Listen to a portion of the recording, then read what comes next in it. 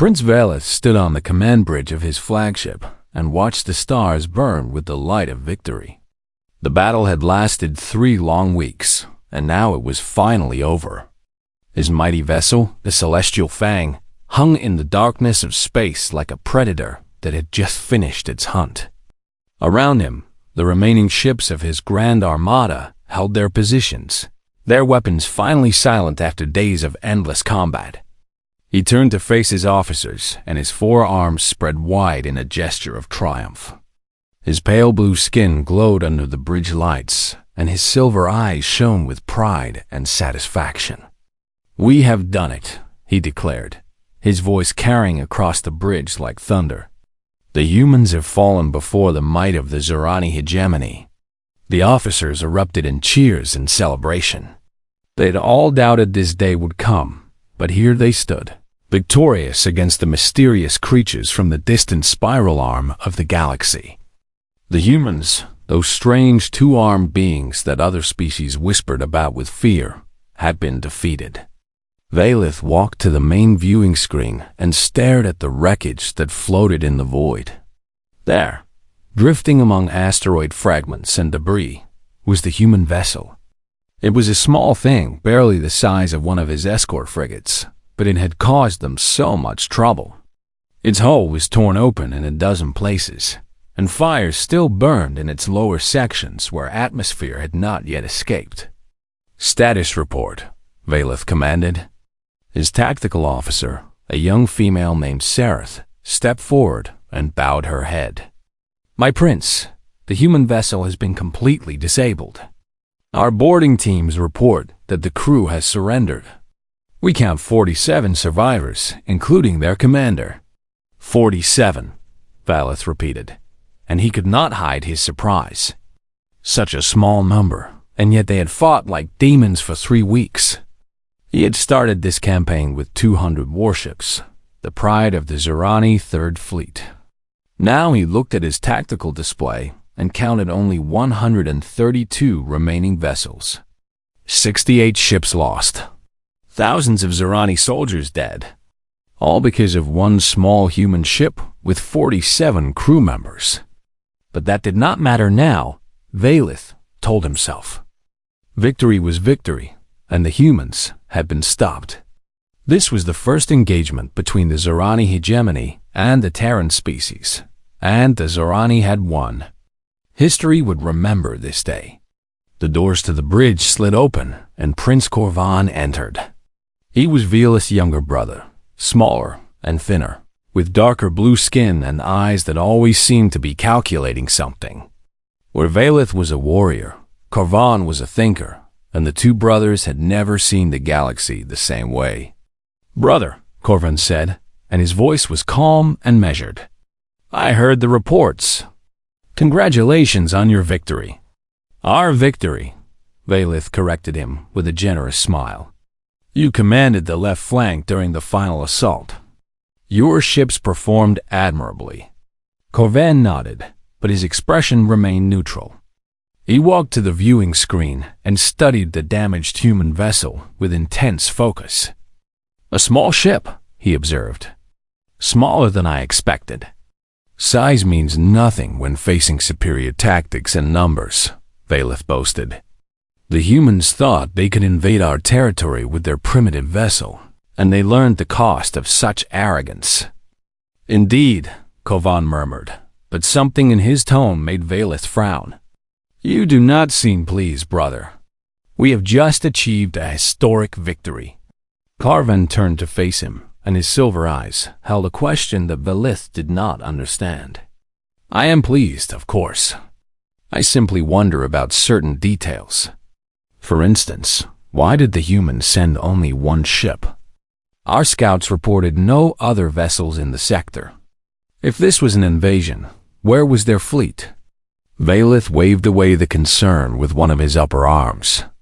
"Perhaps this was an advance scout. Perhaps their fleet is still gathering. It does not matter. We have captured their crew, and we will learn everything we need from them." "Perhaps," Corvan agreed, though he did not sound convinced. The tactical officer approached again. My prince, the human commander has been brought aboard. She awaits your pleasure in the detention block." Velith's eyes lit up with anticipation. He had heard stories about humans, strange tales from traders and travelers who had encountered them in distant regions of space. They were said to be resilient creatures, stubborn and unpredictable. He wanted to see one for himself. "Bring her to the throne room," he commanded. "I wish to meet this commander who caused us so much trouble." And summon the senior officers. "We shall have a proper audience." The officer bowed and hurried away to carry out the orders. Corvan fell into step beside his brother as they left the bridge. "What do you intend to do with the prisoners?" "The commander will be interrogated, of course. She will tell us everything about human military strength, their bases, their weaknesses. Then she will be executed as an example to any who would threaten our borders. The rest of the crew will be sent to the labor camps."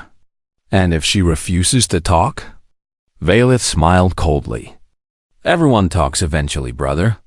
The Zorani have perfected the art of extracting information over thousands of years. One human female will not resist for long." They walked through the corridors of the Celestial Fang, passing soldiers who stopped to bow and salute their princes. The mood throughout the ship was one of celebration and relief. The crew had suffered greatly during the 3-week battle, and they were eager to enjoy their victory. The throne room was a grand chamber in the heart of the flagship, designed to impress and intimidate visitors. Tall pillars rose toward a ceiling painted with scenes of Zorani conquest, and a massive throne of black stone sat upon a raised platform. Velith took his seat upon this throne while Corvan stood to his right, and the senior officers arranged themselves in ranks before them. They waited in silence, and then the great doors opened. 4 Zorani guards entered, and between them walked a human.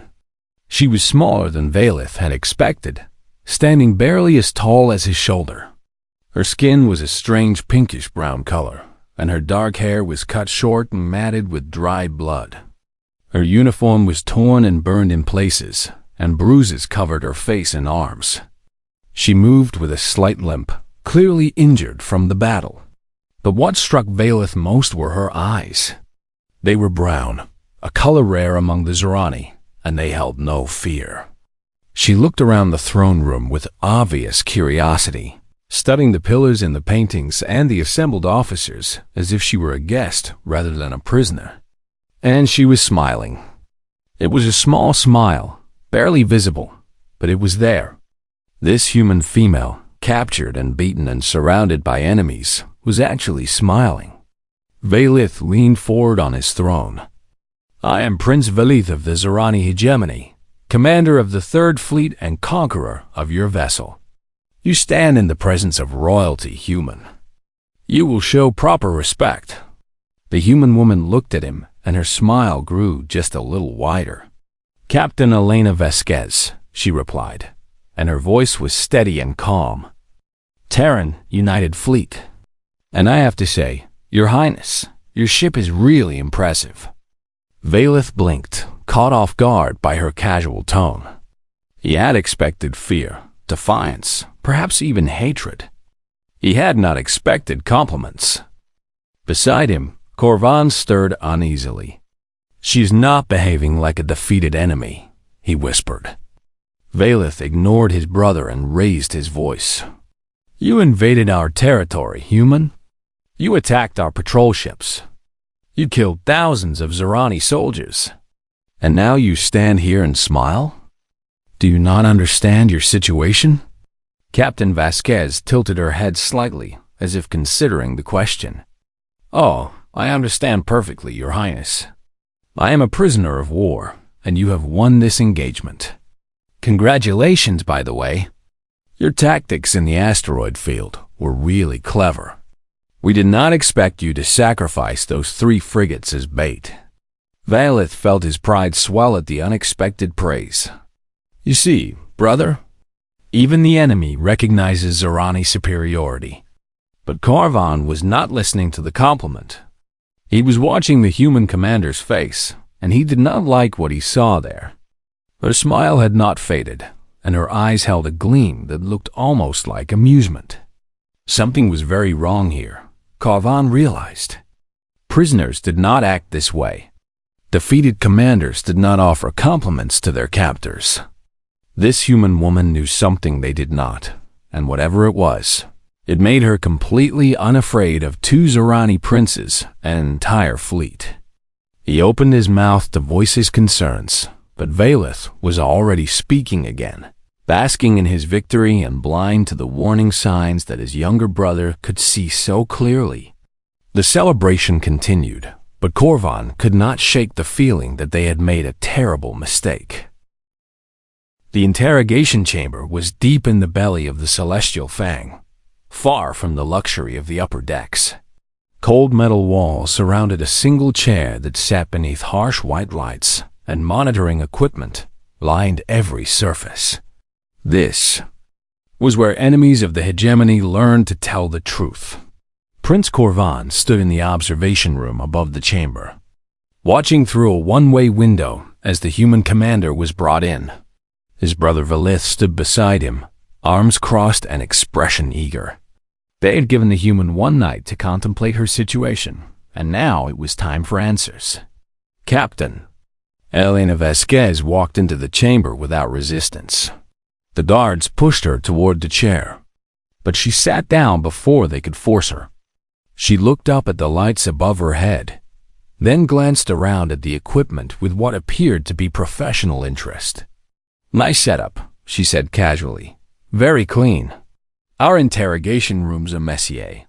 The lead interrogator, a stern Zorani male named Threll, did not respond to her comment. He activated his recording device and began the standard procedure. "State your name and rank for the record." "Elena Vasquez, Captain, Terran United Fleet, Service number 7-7-4-9-3. You commanded the human vessel that invaded our space?" "The Harrier did not invade anything," Vasquez replied calmly. "We were conducting a survey mission in the Mern Corridor. According to the Treaty of Neutral Passages, that region is unclaimed territory." Threll glanced up at the observation window, and Corvan saw his brother stiffen with anger. "The Mern Corridor belongs to the Zorani hegemony." Valeth muttered. "We claimed it 3 cycles ago. Did we register that claim with the Galactic Council?" Corvan asked quietly. Valeth did not answer, which told Corvan everything he needed to know. The hegemony had claimed the territory internally, but had never filed the proper documentation. According to galactic law, the corridor was still neutral space. In the chamber below, Thrall continued his questioning.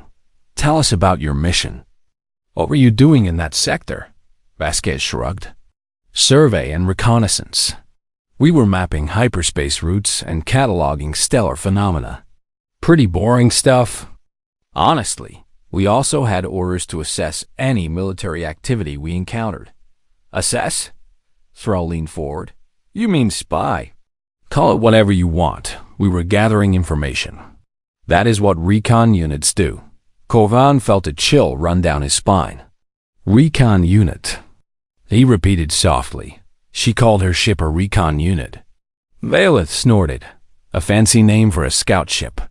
What difference does it make?" "It makes a great deal of difference, brother. A scout ship implies a small, independent vessel. A recon unit implies that it is part of something larger." Below. Threll was asking about human military strength. "How many ships does your fleet possess? What is the size of your military force?" Vasquez actually laughed at the question. It was not a mocking laugh, but rather the kind of laugh someone made when asked something absurd. "You want me to tell you the size of the entire Terran military? That is a very broad question. Answer it." "I cannot give you exact numbers, because I honestly do not know them. The Terran United Fleet is spread across multiple sectors and is constantly changing. New ships are commissioned. Old ships are retired.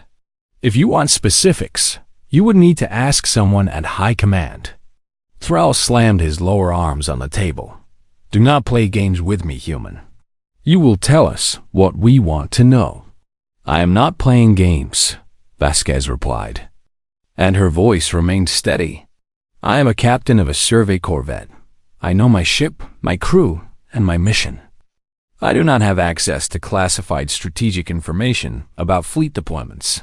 That is above my clearance level. Corvan studied her face carefully. She did not appear to be lying. Her expression was open and her body language relaxed. Either she was telling the truth, or she was the best liar he had ever seen. Ask her about her ship, he said into the communicator that connected to Thrall's earpiece. Ask her about the classification. Thrall nodded slightly and changed his approach. Tell us about your vessel. What type of ship is the Harrier? She is in senior class corvette. Vasquez answered. Survey and reconnaissance designation. Hull number 7 in the current production line. She was commissioned 4 years ago and assigned to the 3rd Expeditionary Division. What does senior class mean? What is her combat capability? Vasquez considered the question. The senior class is designed for long-range exploration and information gathering. She carries light defensive weapons and has enhanced sensor arrays. She is fast and maneuverable, but not built for direct combat. In a straight fight against a proper warship, she would lose. Valeth laughed in the observation room. You hear that, brother? She admits her ship was inferior. Our victory was inevitable. But Corvan was not laughing. She said light defensive weapons. That ship destroyed 12 of our frigates and damaged 30 more. If those were light weapons, what did their heavy weapons look like? His brother dismissed the concern. She is exaggerating to frighten us. Standard psychological tactics. In the chamber, Thrall continued. You said you were assigned to the 3rd Expeditionary Division.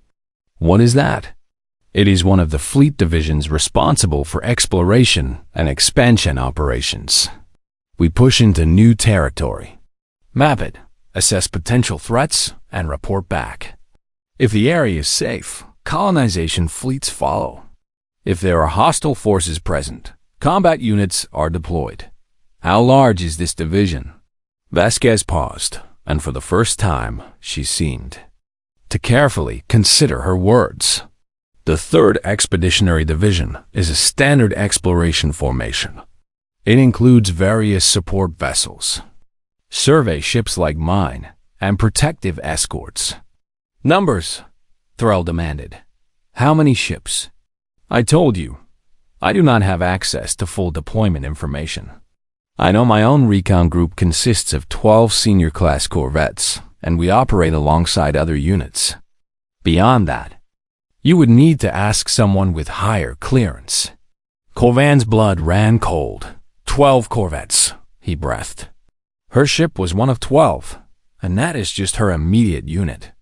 Valeth finally seemed to grasp the implication. If there are 11 more ships like hers in the area, we need to find them immediately. Order the scouts to expand their search pattern. That is not what concerns me, brother. Listen to what she is saying. Her ship is part of a recon group, which is part of an expeditionary division, which is part of a larger fleet structure. We did not fight an invasion force. We fought one piece of a much larger organization. In the chamber, Thrall was growing frustrated. You have been cooperative, but you have told us nothing useful. You claim ignorance of your own military. Do you expect us to believe that? Vasquez met his eyes directly. I am a captain of a small survey vessel. In your terms, I am probably equivalent to a minor noble commanding a single ship. Would one of your frigate captains know the exact size and disposition of the entire Zorani military? Would they have access to strategic war plans? Thrall hesitated because the answer was obviously no. I have told you the truth. Vasquez continued. The Harrier is a reconnaissance corvette. We were mapping hyperspace routes. We encountered your fleet, and you attacked us.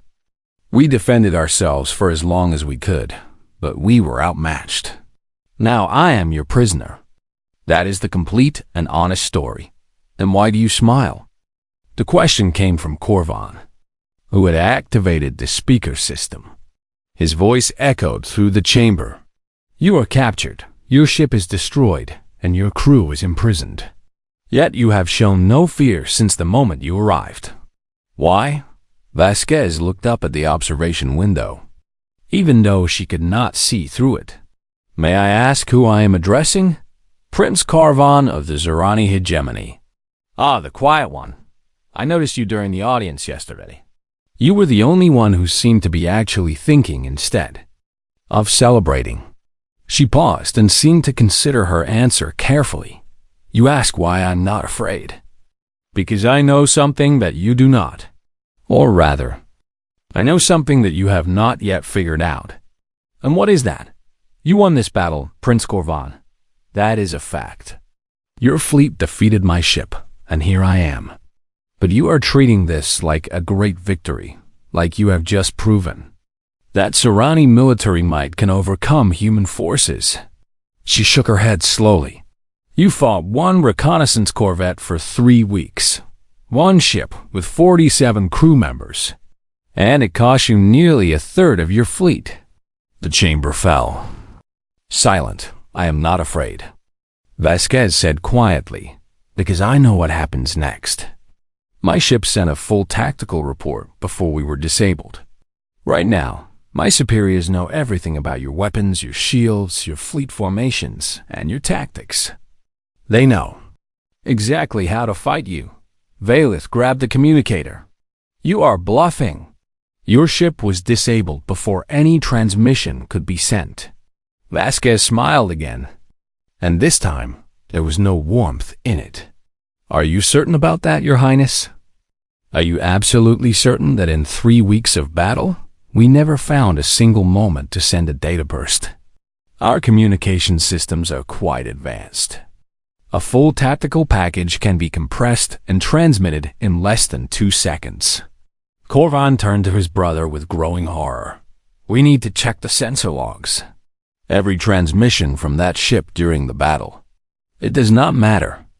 Valeth insisted, but his voice had lost some of its confidence. "Even if they know our tactics, what can they do?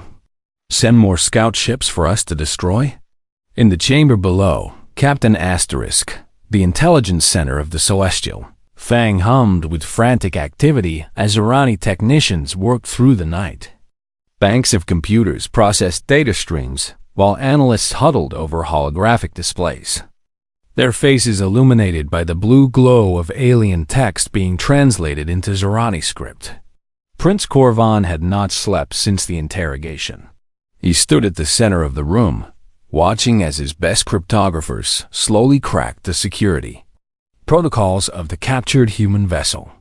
The Harrier's main computer had been badly damaged in the battle, but enough remained intact to provide a treasure trove of information.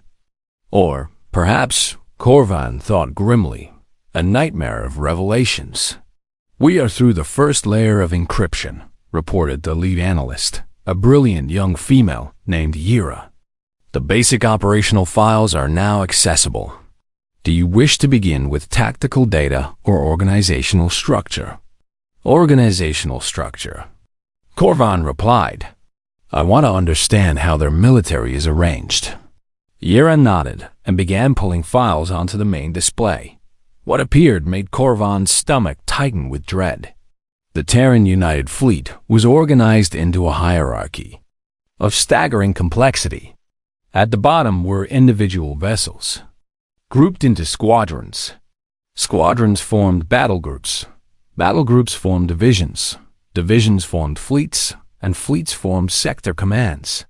Above all of this sat the Terran High Command, which coordinated military operations across hundreds of star systems. "Focus on the ship classifications," Corvan ordered. "I want to know what types of vessels they operate." More files appeared on the screen. and the room fell silent as the analysts read what they had uncovered. The smallest combat vessel in the Terran fleet was the corvette, designated Senior Class for Survey and Reconnaissance variants, or PK Class for Patrol and Combat variants. This was the category that included the Harrier. According to the files, corvettes carried crews of 40 to 60 personnel and were armed with what the humans called light weapons, including point defense systems, missile pods, and plasma cannons. Light weapons. The plasma cannons on the Harrier had torn through Zerani hull armor like it was paper. If those were considered light weapons, what did the heavier armaments look like? Above corvettes came frigates, then destroyers, then cruisers. Each class was larger, more heavily armed, and carried more crew. A standard Terran destroyer, the files indicated, was roughly equivalent in size to a Zerani battlecruiser, but carried significantly more firepower. What is that? Vilayth's voice came from behind Korvan. The prince had finally arrived, though he looked like he had not slept either. He pointed at an entry on the display with obvious confusion. That classification at the top. Dreadnought. What is that? Yura pulled up the file, and even she gasped at what appeared. The Terran. Dreadnought was a class of warship that defied Zerani understanding. The file showed a vessel over 4 kilometers long, bristling with weapons batteries that covered every surface. According to the specifications, a single dreadnought carried enough firepower to level a continent and enough armor to withstand sustained bombardment from an entire fleet. The armament list alone took up 3 full pages of translated text. Main batteries, secondary batteries, point defense networks, missile systems, fighter base, and something called a kinetic lance that the Zerani computers could not properly translate. This must be an error, Vilayth said, though his voice wavered. No species build ships this large. It would be a waste of resources. The file indicates there are currently 17 dreadnoughts in active service. Yura reported quietly, with 3 more under construction. 17. The entire Zerani Navy consisted of approximately 800 warships total, and their largest vessel was a battlecruiser that measured barely 1 kilometer. The humans had 17 ships that were 4 times that size. Korvan moved to another terminal. Show me the fleet strength. Total numbers of active vessels. The data appeared on screen, and the world seemed to tilt beneath his feet. The Terran United Fleet consisted of over 9,000 registered warships. This included corvettes, frigates, destroyers, cruisers, carriers, and those terrifying dreadnoughts. The fleet was distributed across multiple sector commands, each responsible for defending and expanding human territory. 9,000 ships. The Zerani hegemony was considered a major power in the region of space. They had spent centuries building their navy, conquering lesser species and establishing dominance over dozens of star systems. And they had 800 ships to show for it. The humans had 9,000. Pull up the 3rd Expeditionary Division, Korvan commanded, his voice barely above a whisper. The unit that the Harrier belonged to. Yura complied, and the organizational chart expanded to show the division in detail. The 3rd Expeditionary Division was a standard exploration and expansion formation. It consisted of 4 carrier groups, each built around a fleet carrier capable of deploying hundreds of fighter craft. Supporting these carriers were 22 destroyers, 15 cruisers, and numerous smaller vessels. The division's flagship was the dreadnought Unconquered Sun, one of the 17 nightmare vessels currently in active service. Total personnel, over 200,000 crew members. Total ships, approximately 140 combat vessels, not counting support craft. This is one exploration division, Korvan said slowly, making sure everyone in the room understood. One unit designed for scouting and mapping. And it has more ships than our entire third fleet. Valeth grabbed the console as if to steady himself. Then the Harrier was truly just a scout. One small ship from a formation that could crush our entire civilization. It gets worse. Your Highness, Ira said reluctantly. She pulled up another file, and this one showed mission logs from the Harrier. The ship's captain was telling the truth. They were sent to map hyperspace routes and assess military capabilities in the region. Look at the transmission log. The log showed a data burst sent approximately 4 hours before the Harrier was disabled. It contained compressed files totaling several terabytes of information. All of it transmitted to a relay station deep in human space. They have everything, Carvin read aloud, his voice hollow. Shield frequencies for every class of Zerani vessel. Weapon signatures. Fleet formation protocols. Communication encryption. Codes.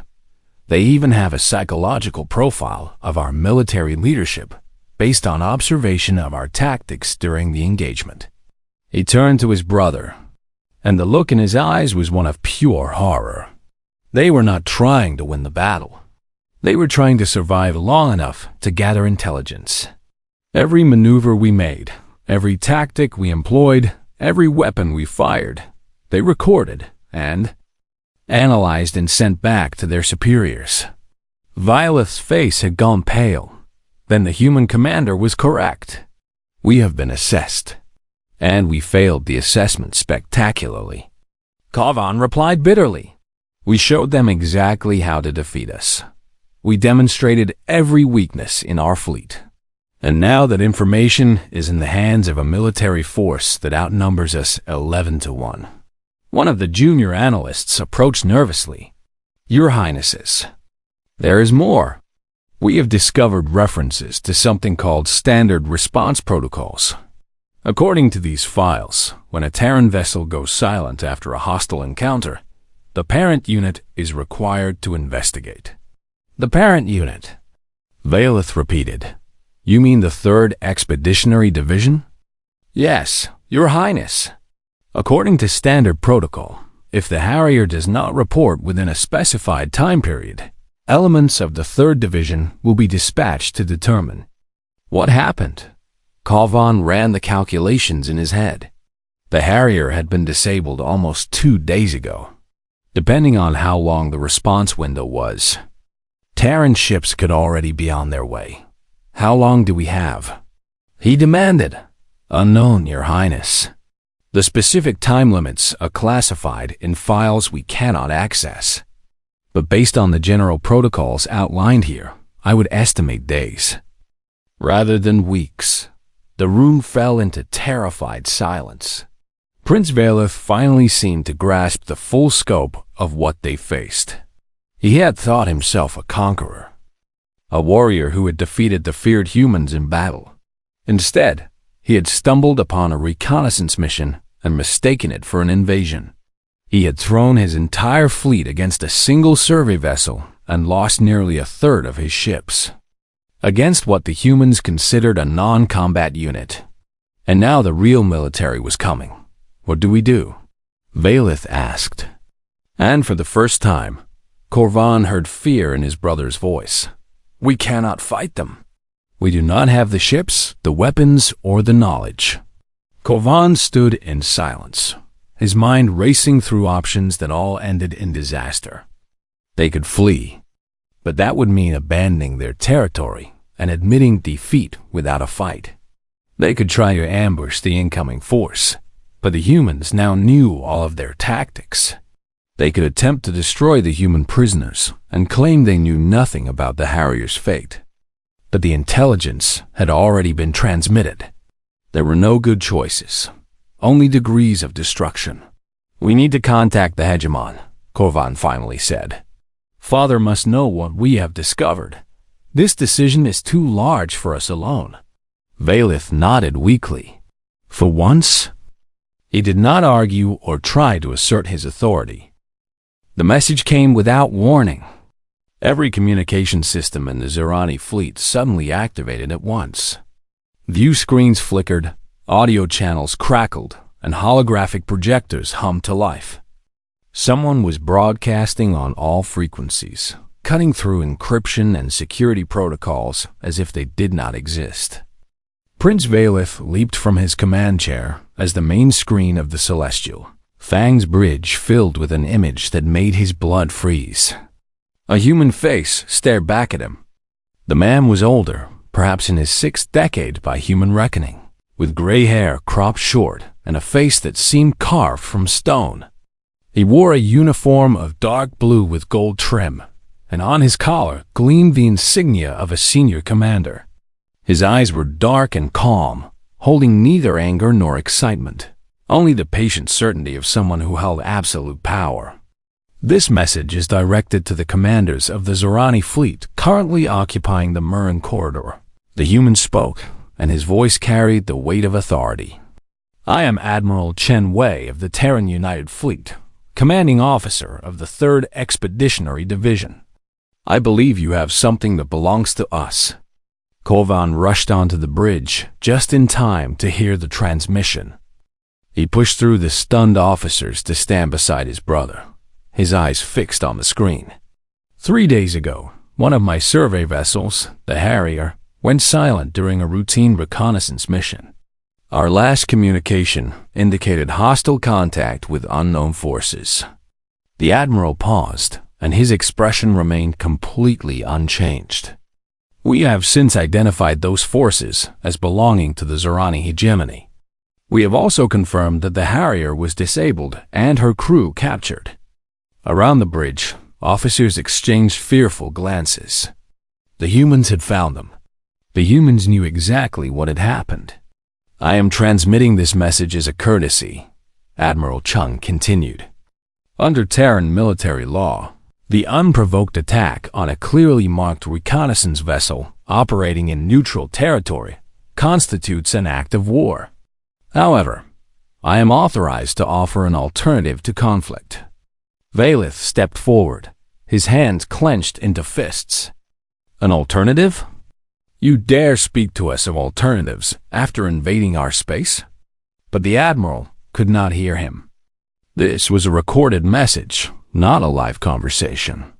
I require the immediate and unconditional release of Captain Elena Vasquez and her crew. They will be returned unharmed, along with any salvageable components of their vessel. In exchange, the Terran United Fleet will consider this incident a misunderstanding and will seek no further restitution. He wants us to simply hand them over? Valith sputtered. After what we sacrificed to capture them. Listen, Korvan urged. Let him finish. This offer will remain open for 6 standard galactic cycles, the Admiral said. If Captain Vasquez and her crew are not released within that time, I will have no choice but to assume they have been executed or otherwise harmed. In that event, the 3rd Expeditionary Division will be forced to take direct action. The Admiral leaned slightly closer to the camera, and something changed in his eyes. The calm remained, but beneath it was something cold and hard, like steel beneath silk. I want to be absolutely clear about what direct action means. Within 6 cycles of this deadline, elements of the 3rd Expeditionary Division will arrive at your current position. That force will include 4 carrier groups, 22 destroyers, 9 cruisers, and my flagship, the dreadnought Unconquered Sun. We will retrieve our people, and we will ensure that no Zorani vessel ever threatens a Terran ship again. He paused, letting the words sink in. The choice is yours. You can return our crew and end this peacefully, or you can wait for us to come and take them. Either way, we will get our people back. The only question is whether the Zorani hegemony still exists when we leave. The transmission ended, and the screen went dark. Silence held the bridge in its grip. No one moved, no one spoke. The officers stared at the blank screen as if the Admiral's face still lingered there, those cold, dark eyes promising destruction. Valith recovered first. Arrogant human filth. He threatens us? He dares to threaten the Zorani hegemony? He spun toward his communications officer. Send a reply. Tell this Admiral Chun that his prisoners are now hostages. If any human vessel approaches our territory, we will execute them one by one. Brother, no. Carvan grabbed Velas' arm. Think about what you are doing. I am defending our honor. We will not bow to human intimidation. This is not about honor. This is about survival. Carvan pulled his brother away from the officers, lowering his voice. You saw the fleet data. You know what they have. One expeditionary division could destroy our entire navy. And this admiral is offering us a way out. A way out that makes us look weak. Valith hissed. If we release the prisoners, every species in the galaxy will see the Zorani as cowards who surrendered to human threats. And if we do not release them, there will be no Zorani left to worry about reputation. Carvan forced his brother to meet his eyes. Listen to me. We fought one small reconnaissance ship, and it cost us 68 vessels. That ship was crewed by mapmakers and scientists, not soldiers. What do you think will happen when we face actual warships commanded by actual warriors? Velas' jaw tightened, but he did not reply. This admiral is not bluffing, Carvan continued. He does not need the bluff. He holds all the power here. He is offering us mercy because it costs him nothing. Fighting us would be a minor inconvenience, not a war. We are beneath him, brother. We are so far beneath him that he can afford to be generous. The truth of those words burned like acid, but Carvan knew they needed to be said. Pride had brought them to this moment, and pride would destroy them if it was not set aside. Before Valith could respond, the communications officer spoke up. Your Highnesses, we are receiving an incoming transmission from the hegemony homeworld. It is the hegemon himself. Their father. The main screen activated again, and this time it showed a Zorani face. The hegemon was old, his blue skin faded to a pale gray, his silver eyes clouded with age. But there was nothing weak about his expression. He had ruled the hegemony for over a century, and he had not survived that long by being a fool. My sons, the hegemon said, his voice carrying the rasp of advanced years. I have received the human transmission. I have also received your intelligence reports. We have much to discuss. Father, Valith began, I can explain the situation. The humans are attempting to intimidate us, but if we show strength, be silent, Valith. The hegemon's voice cracked like a whip, and even across the vastness of space, it made the prince flinch. I have read the intelligence reports. All of them. You will not waste my time with excuses or bravado. He leaned back in his throne, and his expression showed a weariness that went beyond physical age. I remember when the Zorani first discovered faster-than-light travel. We thought ourselves the greatest species in the galaxy. Then we met the Vortha, and we learned humility. Then we met the Kessin, and we learned fear. Now we have met the humans, and I wonder what lesson they will teach us. Carvan stepped forward. Father, the situation is not hopeless. If we return the prisoners as the Admiral requests, yes, we will return them, the hegemon interrupted. That was never in question. Only a fool would refuse such an offer, and whatever other faults our family possesses, we are not fools. Valith looked as if he had been struck. Father, our honor means nothing if we are dead. The hegemon's eyes flashed with sudden anger. You threw the Third Fleet against a single survey ship, Valith. A ship that was mapping asteroids and studying stars. And you lost 68 vessels. Do you have any idea how long it will take to replace those ships? How many soldiers died for your glorious victory? The prince had no answer. I have dealt with elder species before, the hegemon continued, his voice softening slightly. I recognize what I see in the humans. They are not conquerors seeking territory, or tyrants seeking slaves. They are something far more dangerous. They are apex predators who have not yet decided if we are worthy of their attention. He looked at both of his sons with an intensity that seemed to pierce through the screen. The Admiral offers us peace because destroying us would be boring for him. We are not a threat, not a challenge, not even an interesting obstacle. We are merely an inconvenience that he would prefer to resolve without paperwork. The words stung, but Korvan knew they were true. The humans were not angry or vindictive. They were simply efficient. Destroying the Zerani fleet would require effort, and the Admiral would rather not bother if he could avoid it. You will release the human commander and her crew with full honors, the hegemon commanded. You will apologize for the misunderstanding and offer compensation for any damages.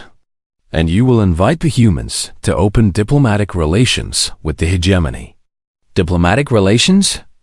Valeth sounded horrified. You want us to negotiate with them? I want us to survive, the hegemon replied. The galaxy has changed, my sons. We thought we were powerful, but we have just learned that there are creatures out there who make our entire civilization look like children playing with toys. We must adapt, or we will be swept away. He raised one hand in a gesture of finality. This is not a suggestion. This is a direct order from your hegemon. You will obey, or you will face the consequences. Do I make myself clear? Both princes bowed their heads. Yes, father. The screen went dark, and Valeth stood in stun asterisk. The ceremony took place in the main hangar bay of the Celestial Fang, transformed for the occasion into something resembling a formal reception hall. Zerani banners hung from the walls, ceremonial guards stood at attention, and a red carpet stretched from the entrance to the shuttle bay doors. Prince Korvan had insisted on doing this properly. If they were going to surrender their prisoners and apologize to the humans, they would do it with dignity. Not the false dignity of pride, but the true dignity of a species acknowledging a superior force and choosing wisdom over destruction. Captain Elena Vasquez stood at the center of the hangar with her 46 surviving crew members arranged behind her. They had been cleaned, their injuries treated, and their uniforms repaired as much as possible. The Zerani had even returned their personal effects, a gesture that Korvan hoped would demonstrate good faith. Prince Valeth stood to one side, his expression carefully neutral. He had argued against every aspect of this ceremony, but their father's orders had been absolute.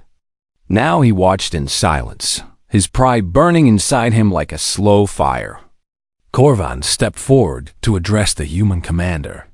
Captain Vasquez, on behalf of the Zerani hegemony and the royal house of Zorn, I offer our sincere apologies for this unfortunate misunderstanding. The attack on your vessel was a regrettable error in judgment, and we take full responsibility for the suffering it has caused.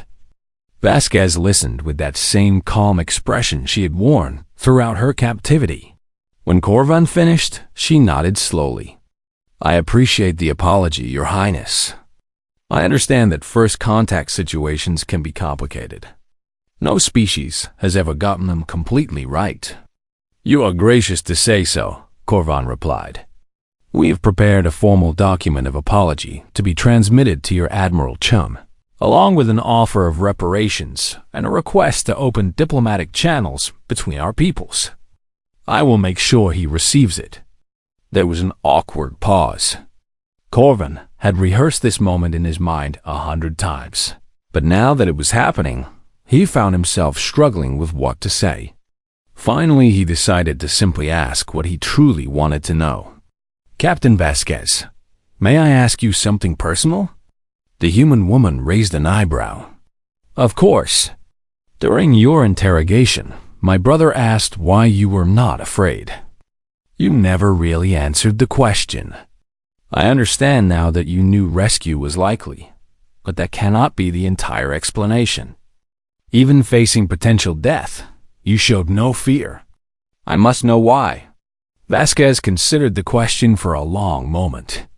The crew behind her shifted slightly, And Corvan sensed that they all knew the answer, but were waiting to see if their captain would share it. "It is hard to explain to someone who has not experienced it," Vasquez finally said. "Humans have a strange relationship with fear. We feel it, certainly. We are not immune to terror or anxiety. But somewhere in our evolutionary history, we developed a trait that other species find disturbing. When we are truly afraid, we do not freeze or flee. We get angry. We fight harder. We become more dangerous, not less." She paused, searching for the right words. "When your ships attacked us, when we realized we were outmatched and probably going to die, my crew did not panic. They got focused. They got determined. Every one of them knew that if we were going down, we were going to make it cost you. Fear became fuel, and we burned it to keep fighting for 3 weeks against impossible odds." Corvan absorbed this information with growing unease. A species that became more dangerous when afraid. That was terrifying beyond measure. Fear was supposed to be a weakness, a tool that predators used to control prey. But the humans had turned it into a weapon. "There is something else," Vasquez continued, her voice softer now. "Something that I think you need to understand if our species are going to coexist peacefully. Please, tell me. Humans are not inherently aggressive. We do not conquer for the pleasure of conquest or destroy for the joy of destruction. Left alone, we would rather explore and discover and create. But we are also protective, fiercely protective of our own." She met Corvan's eyes directly. "You captured 47 people. That is a small number by galactic standards, barely worth noticing. But to humanity, every single life matters. We would have moved heaven and earth to get my crew back. We would have fought your entire civilization if necessary. For 47 people?" Valeth spoke up, unable to contain himself. "You would start a war over such a small number?" Vasquez turned to face him, and something hard entered her expression. 13 years ago, a species called the Vorthan Collective kidnapped 3 human colonists from a border world. Just 3 people. The collective thought they could use them as bargaining chips to force territorial concessions. Do you know what happened? Neither prince answered. The Terran Navy mobilized 6 full fleets. Over 1,000 warships descended on Vorthan space. The collective tried to negotiate, tried to threaten, tried everything they could think of. It did not matter. We went through their defenses like they were made of paper. We reached their homeworld in less than a week." Vasquez paused. "The 3 colonists were recovered alive. The Vorthan Collective no longer exists as a political entity. Their worlds are now uninhabited rocks." The hangar fell silent. Even the ceremonial guards seemed to shrink back from the human woman's words. "We destroyed an entire civilization for 3 people," Vasquez said quietly. "Not because we are cruel or bloodthirsty, but because that is what we do. We protect our own. You captured 47 of us, Prince Valeth. If the negotiations had failed, if you had executed us as you planned, the Zerani hegemony would have faced the same fate as the Vorthans. Not because Admiral Chun is evil, but because that is simply what humans do when our people are harmed." Corvan felt cold despite the warmth of the hangar. He had known the humans were powerful, but this was something beyond power. This was a fundamental truth about their nature. They were pack creatures who would sacrifice everything to protect the pack. "Why are you telling us this?" he asked. Vasquez's expression softened slightly. "Because I think you are different, Prince Corvan.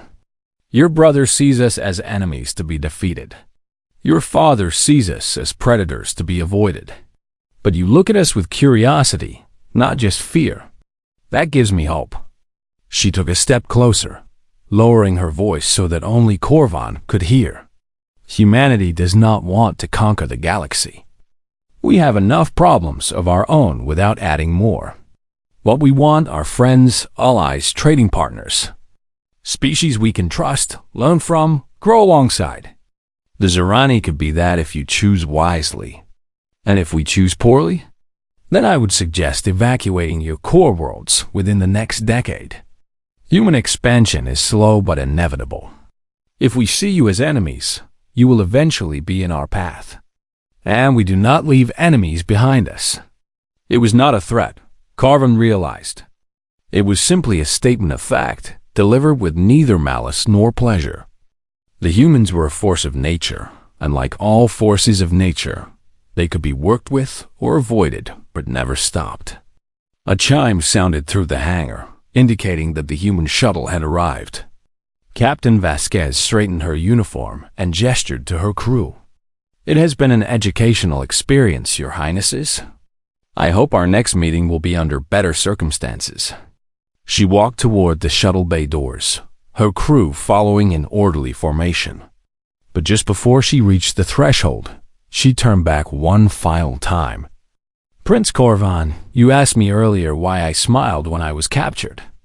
I told you it was because I knew what happens next. But there was another reason, one I did not mention." "What reason?" "I smiled because I knew that you would figure it out. I watched you during that first audience, and I saw intelligence in your eyes, the ability to learn and adapt. Your brother would have fought to the death over wounded pride, but you recognized the truth and convinced him to choose survival. That takes courage of a different kind." She offered him something that might have been a genuine smile. "Learn our language, Prince Corvan.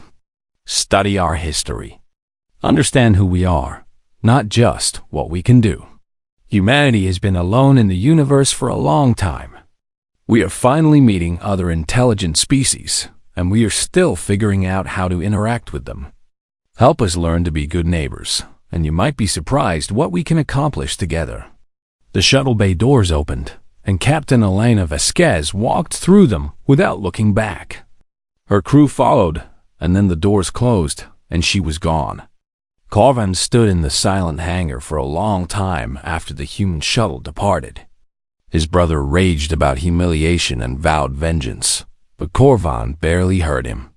His mind was already racing ahead, planning and calculating. The humans were the most dangerous species the Zerani had ever encountered. They had power beyond imagination and a protective instinct that bordered on insanity. They could destroy the hegemony without effort if they chose. But they had also offered peace. They had asked for nothing except the return of their people. And Captain Vasquez had suggested that friendship was possible if the Zerani were wise enough to pursue it. That night, Corvan began studying the human language. He downloaded every file from the Harrier's database that related to human culture, history, and society. He read about their wars and their achievements,